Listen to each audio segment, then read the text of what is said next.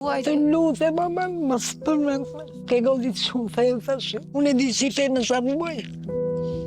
Nuk du ta, shumë më be. E quajnë Trëndelin, por jeta nuk është treguar e tillë me të.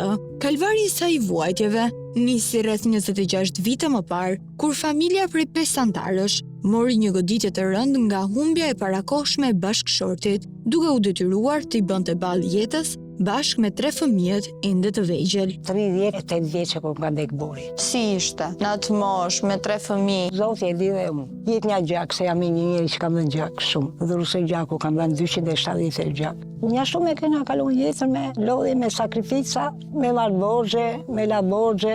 Kisha vjenën me pas gjallë, shkonin të vjera fëmijët, unë poshtë se ishin shputur, shatë benja s'kisha. Fatkeqësia e parakohshme rënoi ekonomikisht familjen e mbetur pa kryefamiljarin, ndaj si mira familje shqiptare, edhe Adelina, siç e njohin të gjithë, vendos të emigrojnë nga Shkodra në drejtim të Greqisë, me shpresën se gjëra do të rregulloheshin. Mendova, thash, shes shtëpi, fik thash, s'kam qa bëj. Shita shtëpi motë, mora fëmijët edhe i kanë Koç. Pre Koçës, unë në Greqi, se nga Koça e kisha më kollaj. Edhe ato le këte shtëpisë që mikën, ja shumë mikën, rrugë. Por gjërat në emigrim nuk shkuan bar, ashtu siç ajo kishte menduar. Ndaj pak vite më vonë, vendosi të kthehej në Shqipëri, ku jeta do t'i rezervonte një tjetër surprizë të pakëndshme.